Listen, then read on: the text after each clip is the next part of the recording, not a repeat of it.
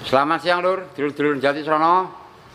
Sugeng pepanggihan malih kalih kula Mbah Minompong channel Penewan Jatisrana.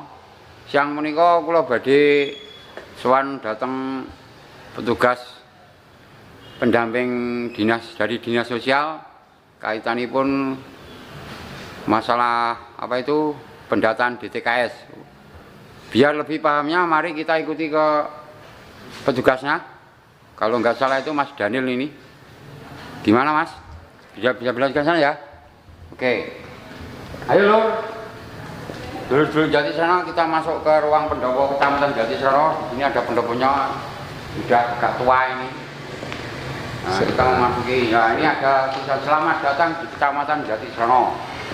Nah, ini saya sudah sampai di depan petugas pendamping dari dinas sosial. Beliau Mas Daniel. Selamat siang Mas Daniel. Selamat datang Mbah Men. Kita pagi-pagi menjelang siang ya Mbah Men ya.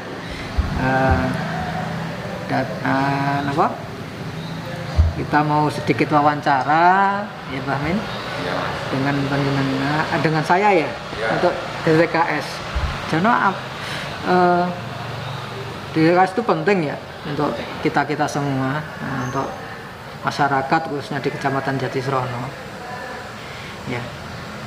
Ya, Mbah Men sehat? Sehat Mas. Saya juga sehat Mbah Men. Ya. Ya. Gini Mas Daniel, berhubung hari-hari kemarin itu kan dari pemerintah sudah menggelontorkan dana itu ya. Kaitannya itu ada yang dari BPNT, dari BLTDD, BST, BSP, pokoknya banyak sekali. Kan ada sebagian warga yang kurang paham. Ya, ada yang ngeluh kesah sampai ke kecamatan, sampai geruduk. Pengen minta bantuan. Kan kalau minta bantuan kan harus ada prosedurnya. Salah satunya kan yaitu mengenai pendataan DTKS itu. Lah, sehubungan dengan itu Mas Daniel, saya mau bertanya kepada Mas Daniel, apa sih DTKS itu? Oke Mbah Men, matur nuwun sangat. Ini pertanyaan ini pertanyaan yang penting untuk kita ketahui semua nggih. Ya. Saya selaku pendamping sosial yang menjadi sumber pertanyaan, akan saya bantu sebisa saya nggih Mbah Men. Ya, dan supaya masyarakat itu juga mengerti tentang DTKS itu, mendapatkan informasi yang benar tentang DTKS. Kalau nanti ada yang salah, mohon saya bisa dikoreksi. Nah, teman-teman yang lain bisa mengkoreksi saya. Nah, ini apa sih itu DTKS? Pertama kali itu ya pertanyaan Mbah Men ya. DTKS itu kepanjangan dari Data Terpadu Kesejahteraan Sosial. Nah, DTKS itu apa? Yaitu tadi Data Terpadu Kesejahteraan Sosial yang meliputi pemerlu pelayanan kesejahteraan sosial atau PPKS, penerima bantuan dan pemberdayaan sosial serta potensi dan sumber kesejahteraan sosial PSKS. DTKS itu di dalam datanya itu memuat 40% penduduk yang mempunyai status kesejahteraan sosial terendah. Terus dari total penduduk 100% umpamanya nggih Mbah Men nggih, itu 40% kondisi sosial ekonomi terendah itu masuk dalam data DTKS. Nah, untuk bisa masuk, belum kita masuk ya. DTKS itu ada dasar hukumnya Mbah Men. Tidak setiap kita bisa langsung ini masuk DTKS, tidak bisa. Ada dasar hukumnya. Dasar hukumnya yang pertama adalah Undang-Undang Nomor 13 Tahun 2011, yaitu tentang penanganan fakir miskin. Itu sudah dikasih undang-undang itu dari Kemensos. Dan kedua, Undang-Undang Nomor 23 Tahun 2014 tentang pembagian urusan pemerintah di bidang sosial. Yang ketiga, dari Permensos Nomor 28 Tahun 2017 tentang pedoman umum verifikasi dan validasi data terpadu penanganan fakir miskin dan orang tidak mampu. Yang keempat adalah Permensos nomor 5 tahun 2019 tentang pengelolaan data terpadu kesejahteraan sosial. Dan landasan terakhir adalah Permensos nomor 11 tahun 2019 tentang perubahan atas Permensos nomor 5 tahun 2019 tentang pengelolaan data terpadu kesejahteraan sosial. Nah, kriterianya apa toh agar orang itu bisa masuk dalam DTKS? Ya. Sebenarnya kriteria kemiskinan itu sesuai dengan apa yang didatakan oleh petugas dari BDT. Dan kalau dulu namanya BDT sebelum DTKS. Itu salah satunya berpedoman pada keputusan Menteri Sosial Republik Indonesia tahun nomor 146/HUK/2013 tentang penetapan kriteria dan pendataan fakir miskin dan orang tidak mampu, terdiri dari 14 kriteria kemiskinan. Itu salah satunya apa yang bisa masuk? Nah, 14 kriteria kemiskinan ini yang bisa masuk dari DTKS. Salah satunya apa? 1. Luas lantai bangunan tempat tinggal kurang dari 8 meter persegi per orang. Yang kedua, jenis lantai tempat tinggal terbuat dari tanah, bambu, atau kayu murahan. Yang ketiga, jenis dinding tempat tinggal dan bambu berkualitas rendah atau temboknya berkualitas rendah, diplester saja. Yang keempat, tidak memiliki fasilitas buang air besar atau bersama-sama dengan rumah tangga lain. 5. Sumber penerangan rumah tangga tidak menggunakan listrik. 6. Sumber air minum berasal dari sumur mata air dan tidak terlindungi. 7. Bahan bakar untuk memasak sehari-hari adalah kayu bakar. 8. Hanya mengonsumsi daging, susu, ayam dalam 1 minggu sekali. Itu termasuk kriteria kemiskinan. 9. Membeli susu, membeli 1 setel baju maksudnya ya. Membeli 1 setel baju per tahun, setahun sekali ya. Karena Arab bodo carane ngono ya. Apa nak tahun baru ngene iki ya, itu setahun sekali ya.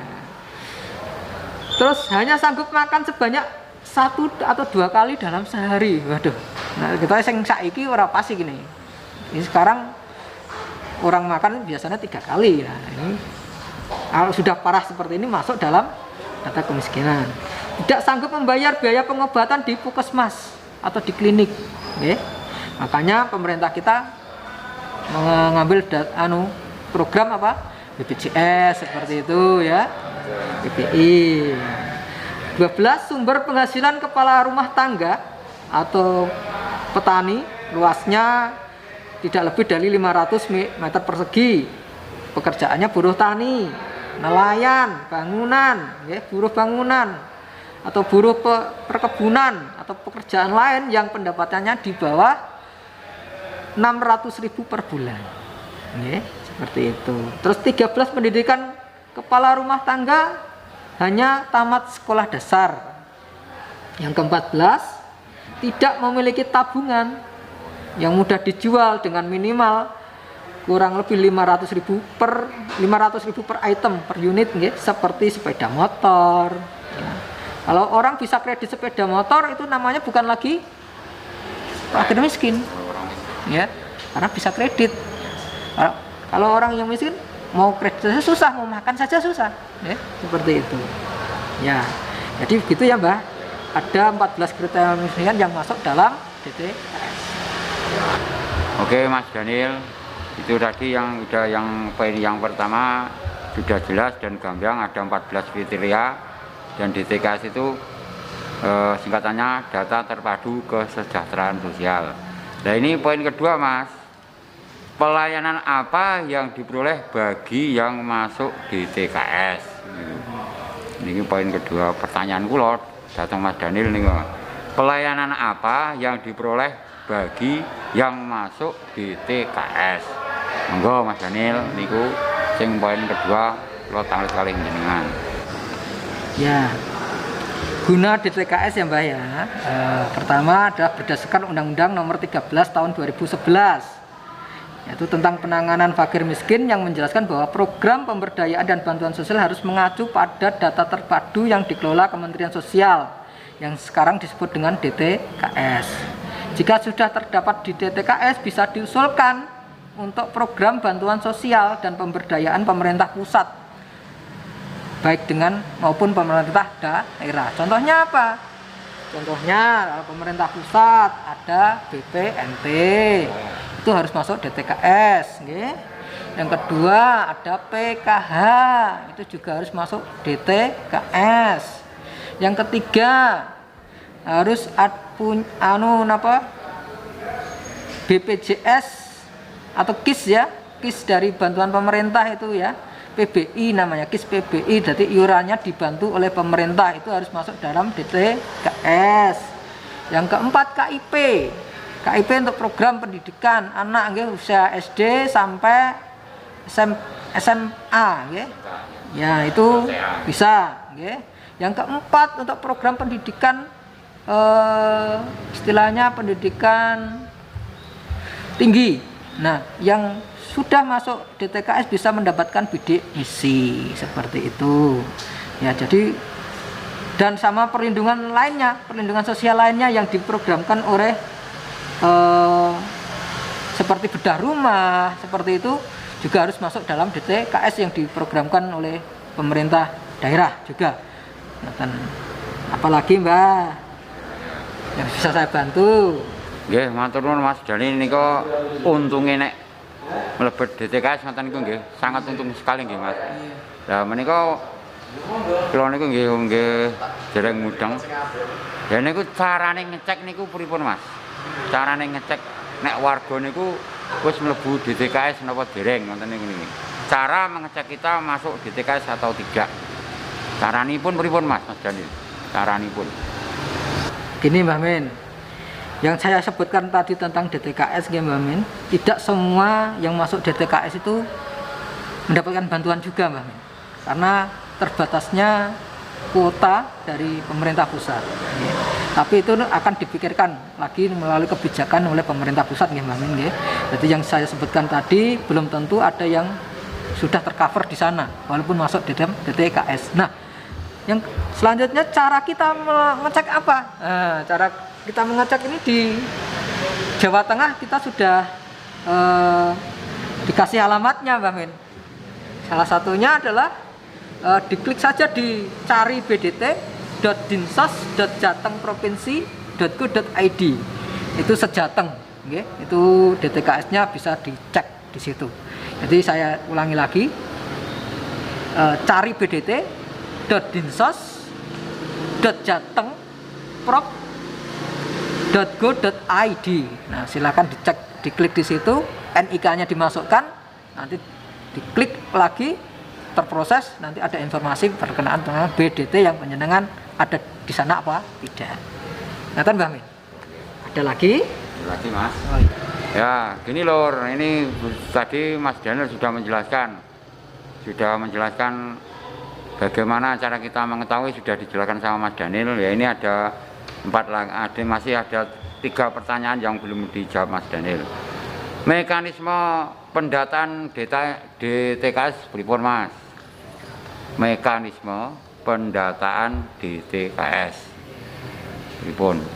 Ya, ini kalau saya nggak buka sumber takut salah ya. Oke, monggo Mas. Cara kita mekanisme pendataan DTKS itu seperti ini Mbak Min.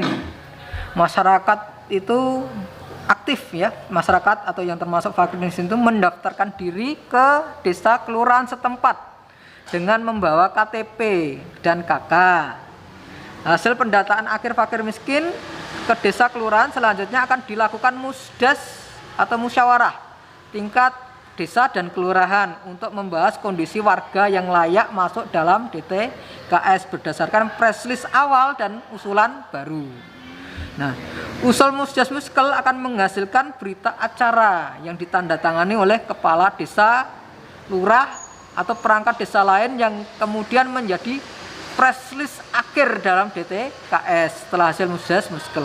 Nah, Press release akhir ini ya, digunakan oleh Dinas Sosial untuk melakukan verifikasi dan validasi data dengan instrumen lengkap DTKS melalui kunjungan rumah tangga. Data yang telah diverifikasi kemudian diinput di aplikasi SIKS ya, offline dulu oleh operator desa atau kecamatan. Data yang sudah diinput di program SIKS yang telah secara online yang telah diserahkan desa kemudian diekspor dan hasilnya dikirim ke Dinas Sosial. Nah, file ini kemudian dilaporkan, hasil verifikasi ini dilaporkan kepada Bupati atau Wali Kota. Nah, Bupati Wali Kota menyampaikan hasil verifikasi data yang telah disahkan oleh Gubernur untuk diteruskan kepada Menteri. Jadi runutannya panjang ya Pak. Dari bawah tingkat desa, kecamatan, Dinas Sosial, Pak Bupati lagi, Gubernur baru ke Menteri. Jadi tidak serta-merta kita daftarkan diri di DTKS bisa langsung tercover, tidak bisa. Jadi memang ada runtut-runtutannya. Sesuai janji. Ya. Terus apa masyarakat itu boleh aktif enggak? Oh, boleh. Dia merasa tidak mampu, boleh datang ke desa untuk minta didaftarkan dalam DTKS. Tapi harus itu memenuhi alur-alur tadi ya Mbak Men, yang panjang. Ingatan. Berhubung kemarin itu ada yang laporan, wah kayak itu sugih kayak anu, wah kok ada dilebake lah. Ini kan gini Mas, kapan DTKS diperbaharui? Nah, kapan DTKS diperbaharui? DTKS diperbaharui ya Mbak Men ya. 1 tahun itu minimal 2 kali ya. Jadi di bulan Desember atau di bulan Januari, yang kedua di bulan Juni sekitar itu ya. Terus nanti kita sudah menerima surat dari Kementerian Sosial untuk memperbaharui data SIKS ini DTKS ya, melalui program aplikasi SIK-NG yang desa sudah mempunyai. Oleh karena itu bagi masyarakat yang sudah mampu dan tidak layak, desa boleh mengeluarkan lewat aplikasi SIKS tadi yang sudah diberikan ke desa masing-masing dan dientry oleh operator desa lah. Dia bisa mengentry itu lewat apa? Ya, lewat musdesmuskel dari Pak Polo, ada perangkat desa, pejabat desa dan sebagainya yang dinyatakan dia sudah tidak layak, maka bisa di-entry di situ untuk dikeluarkan dari data DTKS. Ingatan, jadi dalam 1 tahun ada minimal 2 kali ya, minimal 2 kali. Nah, maksimal boleh beberapa kali ya, tergantung daruratnya data ya. Yang kedua, desa atau pemerintah desa melalui pemerintah desa bisa kalau mengeluarkan seseorang itu yang dirasa sudah tidak layak itu untuk keluar dari data DTKS ya, melalui program apa? Program SIK-NG dari Kementerian Sosial. Ya. Iya Mbak Min, begitu Mbak Min. Wah, bahasane gaul banget Mas. Nek kuwi aku ora rada mumet cekut-cekut Mbak Min, ra mudengi Mbak Min nampa iku protokol kesehatan ngono to nggih. Intine niku wau pun gamblang saking Mas Danil. Ya. Menika wonten poin kena Mas. Kontak center DTKS niku wau nggih, dot niku wau nggih. Ya. Lah kula ora paham niku nggih gaul melih niku dot napa niku mang jelaske melih luwih gamblange melih monggo niku. Nggih. Niku luwih gamblange Mas, kula nyuwun tulung mang jelaske dumateng masyarakat khususnya Kecamatan Jatisana ben gamblang Mas. Masalah niku wau ngecek wonten ngen dot napa niku ora dot niku ben ya Mas, dot ben bocah ning .id apa ora mudeng pokoke. Asli kuwi aku karo ini aku. Iki sing mudeng Mas Daniel tok. Mudeng uga protokol kesehatan iki. Monggo. Kebetulan Mbah Min ini bulan Januari ya. Ini nanti kita tunggu sampai tanggal 15. Oh, ya. Itu ada perubahan data DTKS. Ya, ada perubahan data DTKS baik itu yang sudah tidak layak kita bisa keluarkan, sudah meninggal bisa kita ganti, atau yang baru kita bisa masukkan.